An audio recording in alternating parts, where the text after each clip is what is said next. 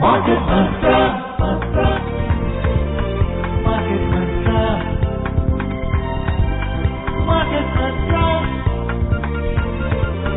Market Mantra. Market Mantra.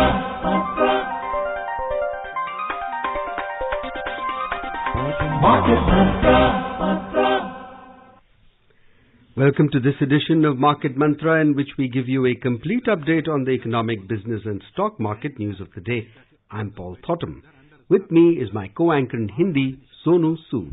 धन्यवाद Paul. नमस्कार श्रोताओं, मार्केट मंत्र में आपका स्वागत है। रोज की तरह आज भी हम देश और दुनिया से आर्थिक, व्यापारिक और शेयर बाजार के ताजा समाचार आप तक लाएंगे। प्रमुख खबरों पर चर्चा के लिए स्टूडियो में आमंत्रित हैं जाने माने अर्थशास्त्री doctor SP Sharma. Doctor Sharma, कार्यक्रम में आपका स्वागत है। जी धन्यवाद। और अब सबसे पहले हेडलाइंस जिन्हें आप तक ला रहे हैं Paul थॉटम।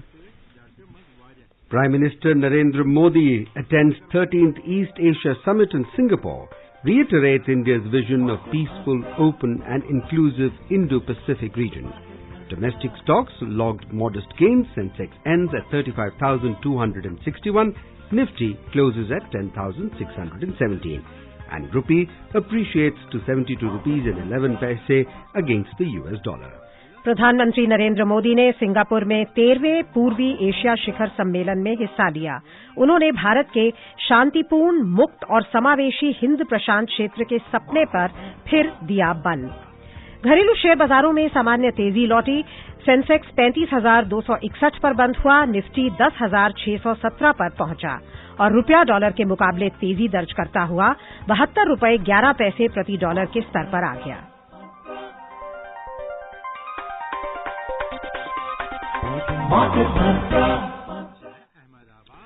Prime Minister Narendra Modi has reiterated India's vision of a peaceful, open and inclusive Indo-Pacific region, strengthening maritime cooperation and commitment to a balanced RCEP.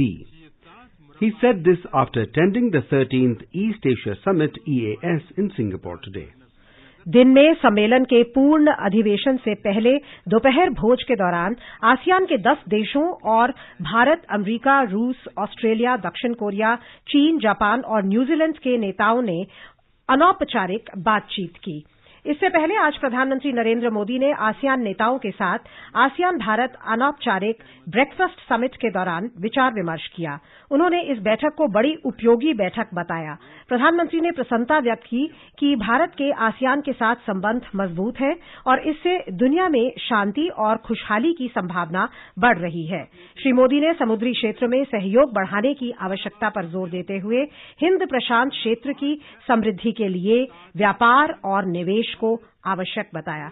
Doctor Sharma, ये जो आरसीईपी की मीटिंग हो रही है जिसमें 18 देश शिरकत कर रहे हैं, इसको आप कितना सिग्निफिकेंट मानते हैं, खासकर इस बैकड्रॉप में कि अमेरिका द्वारा एक प्रोटेक्शनिज्म का जो है एक लहर शुरू की गई है पूरे विश्व में, ऐसे में 18 देश इकट्ठे आ रहे हैं, ये कितना सिग्निफिकेंट है और भारत के लिए इसकी क्या महत्व है? देखिए, भारत के लिए इसका बहुत महत्व है क्योंकि एक तो इसमें जो आसियान इकोनॉमीज हैं, 10 आसियान इकोनॉमीज शामिल हैं जिनके साथ हमारा ऑलरेडी एक फ्री ट्रेड एग्रीमेंट है। और जब इसमें जो कुछ और जो डायनामिक इकोनॉमीज हैं जो वो भी शामिल हो रही हैं, तो एक बहुत अच्छा ब्लॉक बनने जा रहा है जो लगभग हम समझते हैं कि करीबन कोई 40% के आसपास तो इसमें पॉपुलेशन जो है वर्ल्ड का वो रहेगा और वर्ल्ड का जीडीपी भी करीबन कोई 42-43% ये जो जीडीपी है उसको रिप्रेजेंट करेगा। तो बहुत महत्वपूर्ण ब्लॉक है। लेकिन हमारा जो एक्सपोर्ट है पीछे, अगर हम पीछे कुछ 6-7 सालों में देखें कि एक्सपोर्ट हमारा इन इकोनॉमीज को कैसा रहा है, क्योंकि एक ट्रेड पैक्ट होने जा रहा है तो हमें देखने की जरूरत है कि हम उन इकोनॉमीज में हमारा एक्सपोर्ट ट्रेंड क्या है। तो लगभग हम $50 अरब के आसपास थे 2011 में, जो बढ़ के $61 अरब हुआ 2017 में। $11-12 बिलियन ही हमारा जो वॉल्यूम है वो प्रति वर्ष के हिसाब से अभी देखा गया है, जो बढ़ा है पीछे के इतने सालों में। लेकिन इंपोर्ट उस हिसाब से बहुत बढ़ा। इंपोर्ट लगभग जो हमारा $100 अरब के आसपास होता था 2011 में, बढ़ के वो $165 अरब 2017 में देखा गया तो टोटल ट्रेड 226 अरब डॉलर देखा गया है, जो 155 डॉलर अरब के आसपास था 2011 में। इनफैक्ट डॉक्टर शर्मा, ये जो मेंबर स्टेट्स है RCEP, ये सबसे ज्यादा ट्रेड डेफिसिट को कंट्रीब्यूट करती हैं भारत। ट्रेड डेफिसिट में काफी ट्रेड डेफिसिट है, क्योंकि एक्सपोर्ट 61 बिलियन डॉलर का है और जो इंपोर्ट है वो 165 बिलियन डॉलर का है, तो काफी ज्यादा डेफिसिट है। लेकिन अगर ये ट्रेड पैकेट हो जाता है तो हमारे साथ एक अच्छा मार्केट एक्सेस हमें खुलेगा, और हम समझते हैं कि थोड़े ही वर्षों में इस ट्रेड के इम्प्लीमेंट होने के बाद हमारा जो एक्सपोर्ट है वो 100 अरब डॉलर के आसपास 2-3 वर्षों में जा सकता है। तो एक बहुत बड़ी उपलब्धि हमारे लिए रहेगी, खासकर क्योंकि हम इसमें सर्विसेज सेक्टर को लेके आ रहे हैं। जो बातचीत चल रही है कि जिस तरीके से हमारा सर्विसेज सेक्टर बहुत स्ट्रांग है और हमारे जो सर्विसेज एक्सपोर्ट हैं वर्ल्ड को वो बहुत अच्छे हैं, हम सरप्लस में हैं, हमारा उसमें ट्रेड सरप्लस है, लगभग हम 200 अरब डॉलर के आसपास एक्सपोर्ट करते हैं और हमारा जो इंपोर्ट है वो 100-125 अरब डॉलर के आसपास रहता है, तो सरप्लस है नेट में। तो उसको मद्देनजर रखते हुए कि हमें एक मार्केट एक्सेस जब इन RCEP इकोनॉमीज में भी मिलेगा, तो हमारा जो एक तो सर्विसेज एक्सपोर्ट है उसका एडवांटेज, और दूसरा जो मर्चेंडाइज एक्सपोर्ट है उसके लिए नए एवेन्यूज जो खुलेंगे, जो मार्केट एक्सेस मिलेगा, उससे हमारा जो ओवरऑल ट्रेड डेफिसिट है इन इकोनॉमीज के साथ वो काफी हद तक इम्प्रूव हो सकता है। तो उसी वजह से जो हमारे माननीय प्रधानमंत्री जी इसके लिए काफी अग्रसर हैं कि इसको किस तरीके से इम्प्लीमेंट हो कि हमारे लिए एक भरपूर ये फायदा लेके आए ये जो RCEP एग्रीमेंट है। Mr. Sharma, we know that Prime Minister Modi, in the very first few months of his taking office, had said that there's a strong look east policy, and we can fairly say that the RCEP is showing those colors as far as India's participation is concerned. Now we also see that America is in discussions with China to ease out the so-called trade war that was going on. Do you think it has got any linkage, seeing that the RCEP is like a warning bell to America that your protectionism will not stand long because we are blocking together and things will change?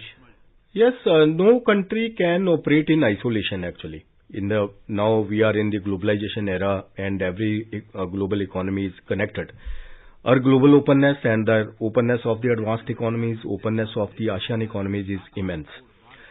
So one cannot isolate from the global economy like entering or indulging in a trade war or creating problems or tensions with the other economies. And East Asian economies are the emerging growth engine for the world economy. And most of the growth is coming from the now East Asian economies. Though India is one of the fastest moving economy, but the fact is that the East Asia is a major strength of the India overall world economy. Like China, Indonesia, Korea, all these economies are growing in a very good trajectory, not only in the growth perspective, but in the export trajectory also. Like Indonesia has built a very good strength in their export capability and exporting a lot to the advanced economies. So our trade is also tilted towards the East Asian economies during the last decade. Like our 50% exports are towards the East Asian economies. That is a major thing. So that can be strengthened. We have a lot of scope, not to divert our trade from advanced economies, but the new export areas can be explored with these East Asian economies, and we have very good strengths in pharmaceutical, in IT exports. Like we are going to sign this RCEP with the services sector, that we have immense scope to promote our IT exports towards these Asian economies. And we have very good education services also. We can provide education services also in these economies. Like we are very good in, our workforce is very good in English speaking. So that's why that is also a good opportunity to promote our services in these economies. And pharmaceutical and health sector is also very good. We can provide good health services to these economies. So overall, we are very good in the services. So that's why now we have explored the advanced economies. Now the next opportunity is East Asian economies to explore further our strengths and to increase our trajectory in these economies. So let's hope कि ये जो सरकार की act east policy है, इससे जो हमारा व्यापार है वो और अंतर्राष्ट्रीय व्यापार में और इजाफा होगा। जी बिल्कुल, क्योंकि लुक ईस्ट के बाद हमें उसके ऊपर एक्ट करने की जरूरत है, जो कि बहुत ही सरकार ने बहुत अच्छे से राइटली उसको फोकस किया है कि हमने बहुत कुछ देखने के बाद अभी उसके ऊपर एक्शन लेने की जरूरत है। आइए अब रुख करते हैं शेयर बाजारों का। रुपए में मजबूती और कच्चे तेल में हालिया कमजोरी के बाद घरेलू शेयर बाजार आज सामान्य बढ़त पर बंद हुए। बंबई शेयर बाजार का सेंसेक्स 0.62% की तेजी से 119 अंक बढ़कर 35,261 पर बंद हुआ। नेशनल स्टॉक एक्सचेंज का निफ्टी भी 0.38% की बढ़त से 40 अंकों की वृद्धि दर्ज करता हुआ 10,617 पर बंद हुआ। व्यापक बाजार की बात करें तो बीएसई मिड कैप सूचकांक 0.74% के उछाल में रहा।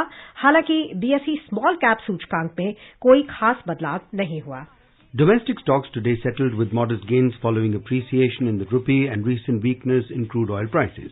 Stock exchange closed 119 points up or 0.62% at 35,261. The Nifty at the National Stock Exchange also added 40 points or 0.38% to 10,617. Among secondary barometers, the BSE Mid Cap Index rose 0.74%. The BSE Small Cap Index was flat.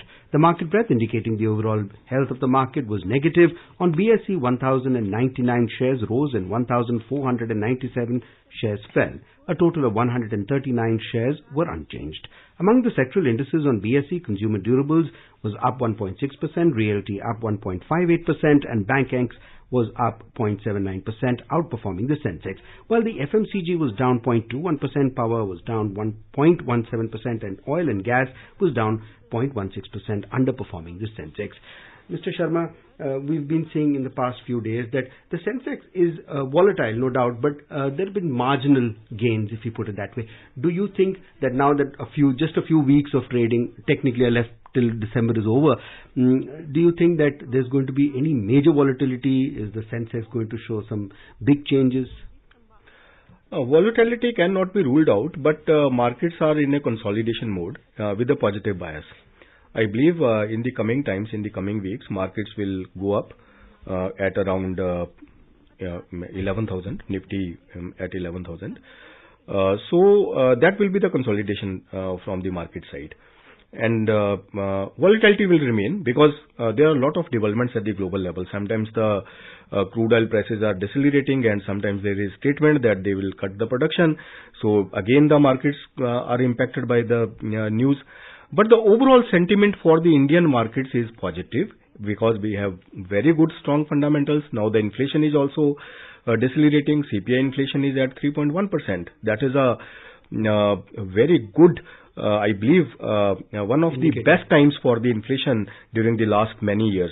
So at this juncture, this becomes inevitable that the RBI also is in the same trajectory that there is a good room to reduce the policy rates.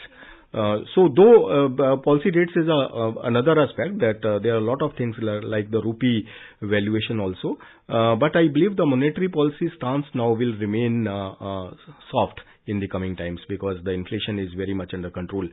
So overall situation is under control and all the macroeconomic indicators are moving in the right direction. So for India, the markets will remain intact, though volatility cannot be ruled out.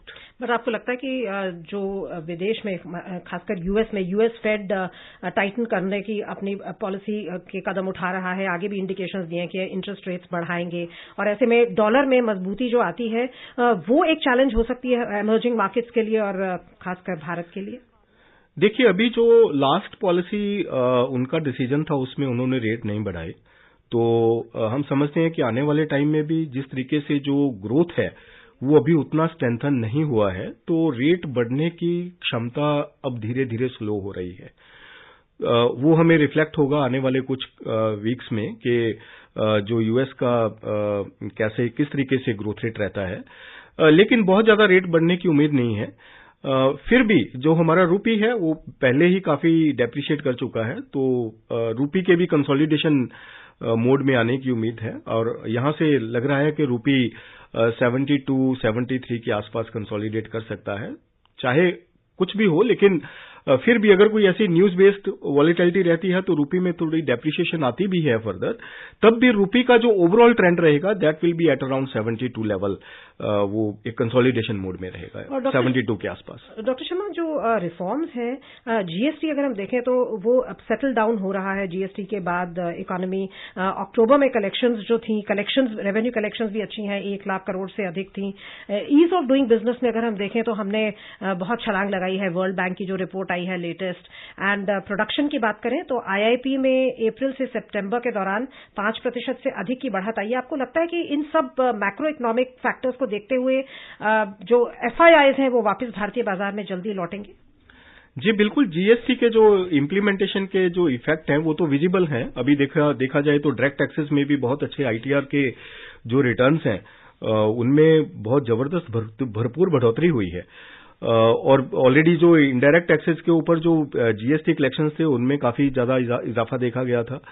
और IIP numbers बहुत, चाहे हम ये नहीं कह सकते बहुत higher हैं, लेकिन फिर भी स्टेडी ग्रो कर रहे हैं और इन्फ्लेशन कंट्रोल में है, और ईज ऑफ डूइंग बिजनेस अच्छे से इंप्रूव कर रहे हैं। तो सबको देख के लगता है कि हमारा जो अर्थव्यवस्था है एक अच्छी डायरेक्शन में जा रहा है और मार्केट्स के लिए काफी पॉजिटिव है। हम इस चर्चा को आगे रखेंगे जारी। एक छोटा सा कमर्शियल ब्रेक लेते हैं, उसके बाद। बड़े भैया, इस कहावत को जरा एक्सप्लेन तो करिए कि पैसा पैसा जोड़ के बन जाए रुपया। सिंपल है छोटे, कि इन्वेस्टमेंट थोड़े से पैसों से भी शुरू हो सकता है भैया। ओहो, तो ये बात है। हाँ छोटे, आज थोड़े से पैसों को सही जगह लगाएंगे तो कल जरूरत के वक्त पर वही काम आएंगे। बड़े भैया। छोटे, भारत के सबसे बड़े स्टॉक एक्सचेंज एनएसई द्वारा निवेशकों के हित में जारी। सोच कर समझ कर इन्वेस्ट कर। आपका फिर स्वागत है मार्केट मंत्र में। आइए रुक करते हैं अंतर्राष्ट्रीय शेयर बाजारों का। एशियाई शेयर बाजारों में आज तेजी दर्ज हुई। बाजारों को बढ़ावा चीन के बाजार में मजबूती से मिला। ये मजबूती इन संकेतों के बल पर आई कि चीन और अमेरिका अपने गहरे कारोबार मतभेद को सुलझाने के लिए कदम उठा सकते हैं। इसके अलावा अत्यधिक आपूर्ति के डरों के चलते तेल की कीमतों में मंदी का रुख जारी रहा। चीन का शंघाई कंपोजिट सूचकांक 1.4% की तेजी में रहा। हांगकांग के हैंगसेंग में 1.7% का उछाल दर्ज हुआ और सिंगापुर के स्ट्रेट्स टाइम्स सूचकांक में 0.4% की बढ़त दर्ज हुई। दक्षिण कोरिया का कॉस्पी 1% के फायदे पर बंद हुआ। उधर प्रमुख बाजारों में एकमात्र गिरने वाला बाजार जापान का निक्केई सूचकांक 0.2% के नुकसान में रहा। यूरोपीय क्षेत्र की बात करें तो दिन के कारोबार में ताजा समाचार मिलने तक प्रमुख बाजारों में रुख मिला जुला था।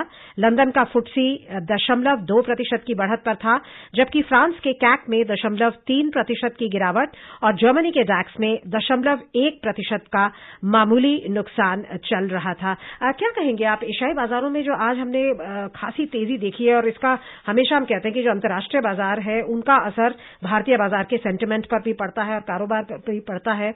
कितनी आपको आशा है कि ये चीन और अमेरिका का जो ट्रेड डिस्प्यूट है वो सॉल्व हो पाएगा, खासकर वहां जो मिड टर्म इलेक्शंस के रिजल्ट्स आए हैं उसके बाद? देखिए, जो चीन और यूएसए का टेंशन है, जो ट्रेड वॉर की बात थी, वो पहले बहुत ज्यादा गहराई थी एक बार, तो अब धीरे धीरे सबसाइड हो रहा है। क्योंकि जैसे मैंने पहले बात की कि कोई भी इकोनॉमी आइसोलेशन में नहीं जी सकती। जो ट्रेड संबंध है, जो ग्लोबल इंटीग्रेशन है, उसको बना के रखना होगा। और ये ऐसा नहीं है कि इसमें एक दिन में या 2 दिन में या 1 हफ्ते में या 1 महीने में इसमें अलग अलग हो सकते हैं। ये एक बहुत लंबी प्रोसेस है और सारी इकोनॉमीज आपस में बहुत अच्छे से जुड़ी हुई हैं। तो इसमें दोनों इकोनॉमीज को कुछ ना कुछ कहीं ना कहीं पे कॉम्प्रोमाइज करना होगा। और खासकर जो चीन की तरफ से पहल हुई है कि वो अपनी इकोनॉमी को और ज्यादा ओपन अप करना चाहता है, तो एक बहुत अच्छी शुरुआत है। क्योंकि चीन एक राइजिंग इकोनॉमी है, यूएस एक लार्जेस्ट इकोनॉमी है, और यूएस ने भी धीरे धीरे ये अच्छे से समझा है कि जो मार्केट बेस्ड जो प्रोसेस है उसको इग्नोर करना या उससे विचलित होना किसी भी देश के लिए वो लाभदायक नहीं हो सकता। हमें जो मार्केट प्रोसेसेस हैं, जिस तरीके से जो इकोनॉमिक स्ट्रक्चर्स हैं, उनको अच्छे से अडॉप्ट करना होगा। और जो कंट्री जो कंपेटिटिव इकोनॉमीज हैं, अगर उनके कुछ स्ट्रेंथ्स हैं, अगर वो एक्सपोर्ट ज्यादा कर रही हैं या उनका जो इंपोर्ट पैटर्न है वो उस तरीके से है या उनके जो मार्केट प्रणाली है वो अपनी सेध में है, अपनी दिशा में है, तो हमें सब कुछ कंसीडर करके ही फिर पूरे अपने डिसीजंस लेने होते हैं। ये नहीं है कि हम किसी के ऊपर ऐसा रेस्ट्रिक्शन लगा के कि हम आपके लिए ऐसा। इनफैक्ट इंटरेस्टिंगली अमेरिकन कंपनीज ने ही ऑब्जेक्ट किया है कि हमारा व्यापार प्रभावित हो रहा है। वही मैं कहना चाह रहा हूं कि इससे जो ग्लोबल सप्लाई चेन है उसको आप अपने जो बयान है या आप बोल के उनको डिसरप्ट नहीं कर सकते, उनमें बहुत मजबूती बनी हुई है। और वो सप्लाई चेन अगर डिसरप्ट होंगे तो पूरा जो इकोनॉमिक सिस्टम है वो तहत नहस हो सकता है। तो उसी वजह से जो इकोनॉमीज हैं अब उन्होंने धीरे धीरे समझना शुरू कर दिया है कि इसमें डिसरप्शन नहीं होना चाहिए, बल्कि इसको और स्ट्रेंथन करने की जरूरत है। जो डिस्प्यूट्स है उनको रिजॉल्व किया जा सकता है। Before we take this discussion forward, let's just look at the U.S. market. Wall Street stocks fell yesterday with the S&P 500 notching a fifth straight day of losses as financial stocks were hit by fears that regulations on the banking industry would tighten once the Democratic Party takes control of the U.S. House of Representatives. The Dow Jones fell 0.8%, the S&P 500 declined 0.8%, while Nasdaq Composite Index plunged 0.9%. Dr. Sharma, we are seeing a lot of geopolitical issues happening at the same time. We're seeing that our macroeconomics look pretty good. Now we've seen the Asian markets did well, but the US markets did not perform well. So is there now finally, do you predict that there is a air of calming down and looking at things more maturely instead of this great protectionism bandwagon that was rolling? Yes, I would say that this is the consolidation and final result of all the news-based volatility that happened during last 2-3 months. There were a lot of speculations that now the rupee will depreciate further and the US dollar will strengthen, and now the FIIs will pull out their money from emerging economies and invest in the US economy. Now all these things are again correcting in a market-based structure. Now the wise decisions of the investors are taking place and the markets are in a consolidation mode, and the strengths of the markets are now reflecting. Now the reality is coming out that emerging markets cannot be ignored. There is a strength and there is growth, and the people will remain invested in the markets of the emerging economies like India and the other emerging economies like the Asian economies. And India is also one of them. Doctor Sharma, जो एक banking industry के बारे में बात की गई है कि शायद वहां पे रेगुलेशंस टाइटन हो सकते हैं, बैंकिंग इंडस्ट्री का अगर हम भारत की बात करें तो अभी आपको क्या सिचुएशन दिखाई देती है? आरबीआई और आरबीआई का जो लिक्विडिटी इन्फ्यूज करने के जो स्टेप्स हैं बैंकिंग इंडस्ट्री में, वो आपको कितने इंपॉर्टेंट लगते हैं? जो वो ओपन मार्केट ऑपरेशंस के द्वारा बॉन्ड्स खरीद रहे हैं, जो शायद बात हो रही है कि सीआरआर घटा सकता है, कैश रिजर्व रेशियो घटा सकता है आरबीआई, ताकि बैंकिंग इंडस्ट्री में जो लिक्विडिटी की प्रॉब्लम है वो हल हो सके और क्रेडिट ग्रोथ का जो फ्लो है वो बना रहे सारे तबकों को, एमएसएमईज को भी। ये कितना आपको इम्पोर्टेंट लगता है हमारी इकोनॉमिक ग्रोथ के लिए? जी बिल्कुल, क्योंकि बाजार पीछे के कुछ सालों में काफी अच्छे से ग्रो किए हैं, जो रिफ्लेक्टेड है सेंसेक्स से और निफ्टी से। और दूसरा जो जीडीपी ग्रोथ है वो अभी लास्ट के क्वार्टर में हमने बहुत अच्छा देखा है। तो इस जंक्चर पे जब मैन्युफैक्चरिंग प्रोसेसेस और जो बिजनेसेस हैं वो राइज कर रहे हैं, तो लिक्विडिटी का आगे फ्रूटफुल रहना और अच्छी मात्रा में लोगों के लिए पर्याप्त मात्रा में रहना एक बहुत अच्छी वो संकेत बनता है कि वो होना चाहिए। तो इस जंक्चर पे आरबीआई के पास एक तो सीआरआर को कट करने का एक अच्छा इंस्ट्रूमेंट है कि सीआरआर को कट किया जा सकता है, चाहे ये देखते हुए कि रूपी में वॉलेटिलिटी है या फिर ग्लोबल मार्केट प्लेस ये नहीं इंडिकेट कर रहा है कि हमें इंटरेस्ट रेट कट करना चाहिए, पॉलिसी रेट कट करने चाहिए, लेकिन सीआरआर को कट करना इस टाइम पे कुछ गलत बात नहीं होगी। सीआरआर को कट करके जो लिक्विडिटी का थोड़ा स्क्वीजिंग है उसको आगे इंटैक्ट किया जा सकता है, वो एक अच्छा और आशा है कि आरबीआई ऐसा करेगा कि आने वाले टाइम में सीआरआर को कट करके जो लिक्विडिटी की प्रॉब्लम है उसको सॉल्व करेगा। Dr. Sharma, when we look at normally the sentiments, like you always very beautifully say, that the market is sentiment driven. The elections are around the corner, but we see FPI is coming back.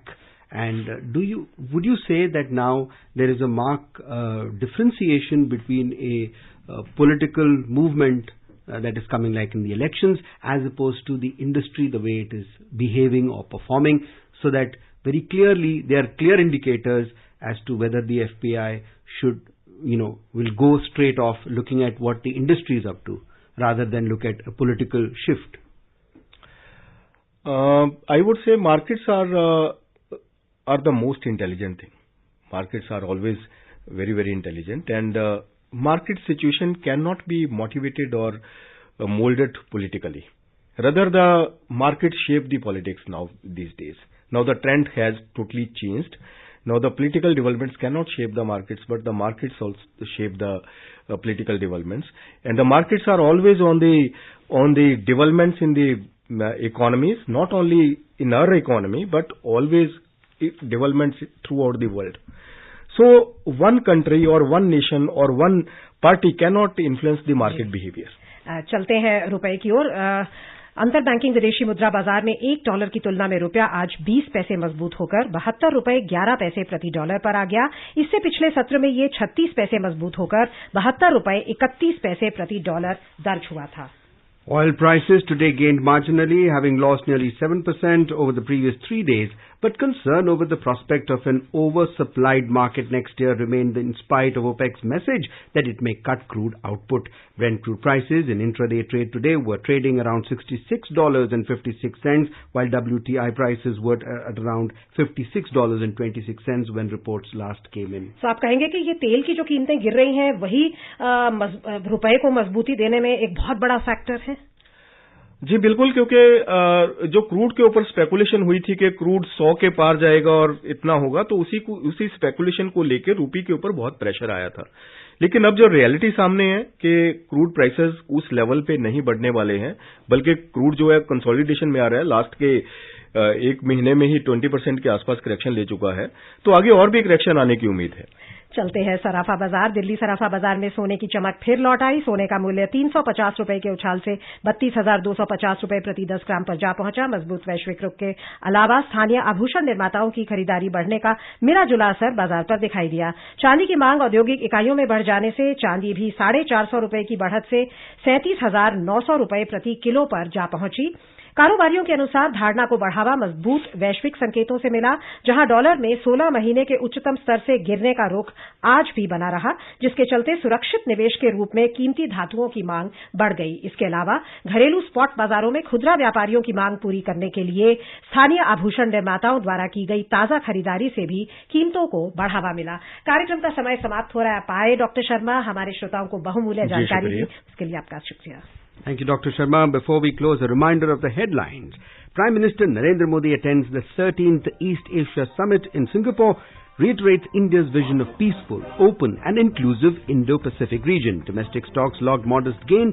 Sensex ends at 35,261. Nifty closes at 10,617. And rupee appreciates to 72 rupees and 11 paise against the US dollar. And that's it in this edition of Market Mantra. For now, goodbye.